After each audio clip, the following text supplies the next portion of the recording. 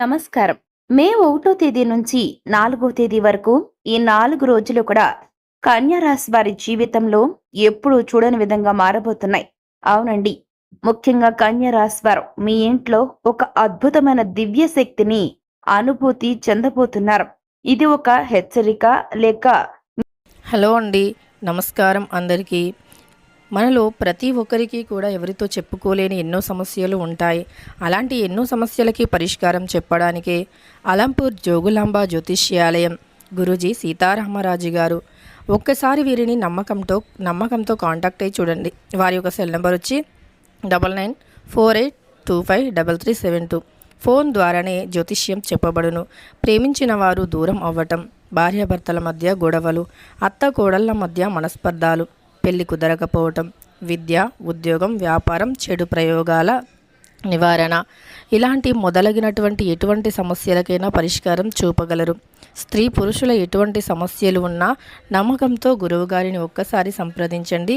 మీకున్న ప్రతి సమస్యను కూడా తొలగించుకోండి. మీ తలరాతను మార్చే అదృష్టమా? అసలింతకు ఆ దైవ శక్తి ఏంటి?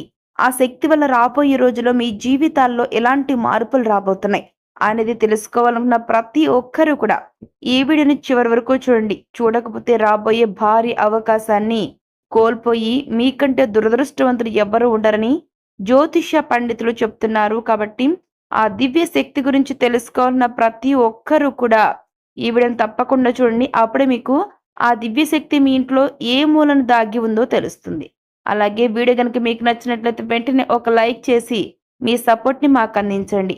మీరిచ్చే ఒక్క లైక్ మాకు మంచి ఎంకరేజ్మెంట్గా ఉంటుందండి. కాబట్టి ఇటువంటి ఎన్నో వీడియోస్ చేయాలి అని అనుకుంటే ఖచ్చితంగా ఒక లైక్ ఇచ్చి మమ్మల్ని సపోర్ట్ చేయండి. అలాగే మీకు తెలిసిన కన్యా రాశి వారికి వీడియో షేర్ చేయడం మర్చిపోద్దు.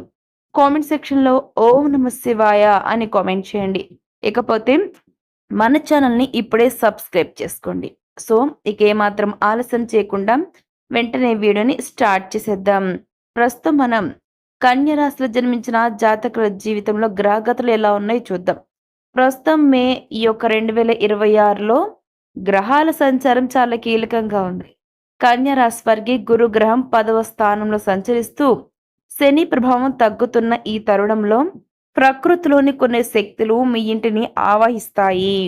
పర్టికులర్గా చెప్పాలంటే మే 1 నుంచి 4 తేదీ మధ్య మీ ఇంట్లోని ఈశాన్యం లేదా పూజ గదిలో ఒక తెలియని ప్రశాంతత లేదా ఒక రకమైనటువంటి ప్రకంపనలు అంటే వైబ్రేషన్స్ రావచ్చు. ఇది కేవలం అనుకోకుండా జరిగేది కాదండి. మీ పూర్వీకుల యొక్క పుణ్యఫలం వల్ల కలిగే దైవ శక్తి. అవును. మరి ఈ సమయంలో మీ ఇంట్లో కొన్ని వింతలు మార్పులు జరుగుతాయి. మరి మీ ఇంట్లో జరిగే వింత మార్పులు అంటే ఇప్పుడు చూద్దాం. ఈ 4 రోజుల్లో అంటే మే 1 నుంచి 4 తేదీ ఈ మధ్య ఈ 4 రోజుల్లో మీ ఇంట్లో కొన్ని విషయాలను గమనించండి, గుర్తించండి. ఇవి కనుక కనిపిస్తే ఆ దివ్య శక్తి మీతో ఉన్నట్లే. మరి ఆ యొక్క మీరు గుర్తించాల్సిన సంకేతాలు, సూచనలు అంటే ఇప్పుడు చూద్దాం. ముందుగా సువాసన. ఎటువంటి అగరబత్తులు వెలిగించకపోయినా అకస్మాత్తుగా ఎక్కడి నుంచో మీకు సుగంధభరితమైనటువంటి వాసన, చక్కటి సువాసన రావడం, గంధం లేదా పూల సువాసన వస్తున్నట్లుగా మీకు పదే పదే అనిపించడం, అదే తలంపుతో ఉండడం, మీరు పడుకున్నా కానివ్వండి, తింటున్నా కానివ్వండి, ఖాళీగా కూర్చున్నా చక్కటి సువాసన ఎక్కడి నుంచో వస్తూ ఉంటుంది. అది మిమ్మల్ని చాలా డిస్టర్బ్ చేస్తుంది. అంతటి చక్కటి పరిమళభరితమైన సువాసన వచ్చింది అంటే ఖచ్చితంగా మీ ఇంట్లో ఆ దైవ శక్తి ఉన్నట్లే. అవునండి.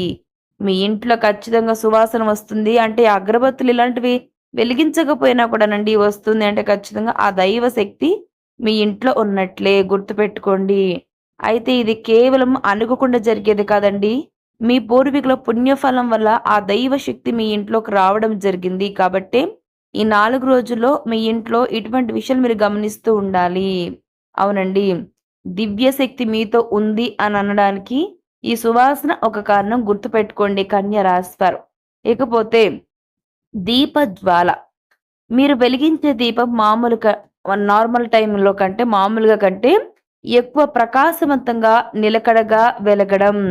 అంటే ఒక దీపం అనేది నార్మల్గా కాకుండా ఒక జ్వాలలాగా ఎగిసిపడుతూ ఉన్నట్లయితే ఖచ్చితంగా మీరు వెలిగించే దీపం అలా జ్వాలలాగా ఎగిసిపడితే దైవ శక్తి మీతో ఉన్నట్లు గుర్తుపెట్టుకోండి కన్యరాశి వారు. ఇక తెల్లవారుజామున మీకు వచ్చే కలల్లో దైవ చిహ్నాలు ఏవైనా గనక మీకు కనిపిస్తే, దైవ చిహ్నాలు లేదా మీ ఇష్టదైవం గనక కనిపించడం జరిగితే ఖచ్చితంగా ఆ దైవ శక్తి మీతో ఉన్నట్లేనండి గుర్తుపెట్టుకోండి. మీ ఇంట్లో ఆ దివ్య శక్తి కొలువై ఉన్నట్లు.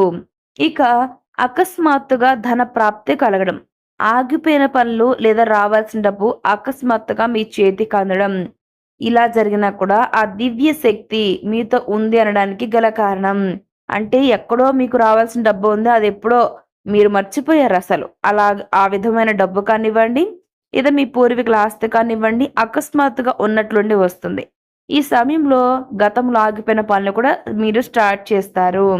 మీకు ఎక్కడి నుంచి రావాల్సిన డబ్బు ఉంటే అది ఖచ్చితంగా అకస్మాత్తుగా మీ చేతికి అంది వస్తుంది.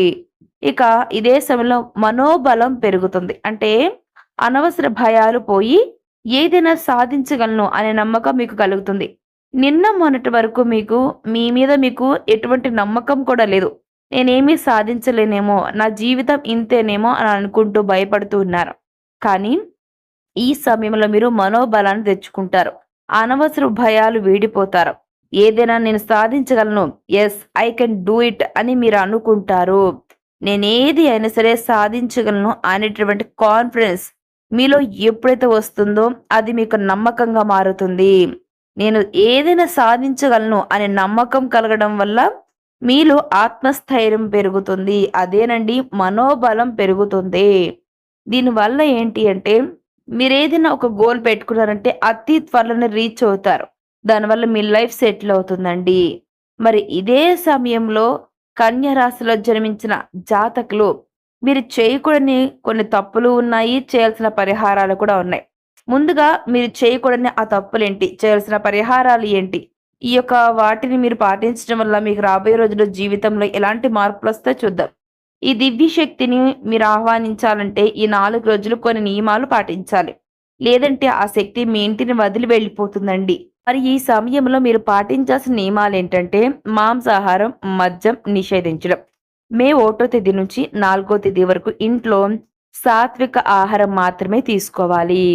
ఎప్పుడు కూడా మద్యం కానీ మాంసాన్ని కానీ మీరు ముట్టకూడదు. ఇంట్లో కానివ్వండి, బయట కానివ్వండి, మీరు అసలు మాంసం జోలికి వెళ్ళొద్దు, మద్యం జోలికి అసలే పోవద్దు.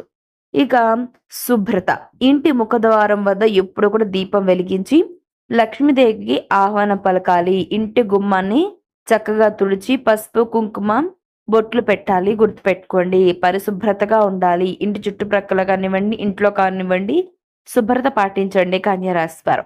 ఇక మీరు చేయాల్సినటువంటి పరిహారాలేంటో ఇప్పుడు చూద్దాం.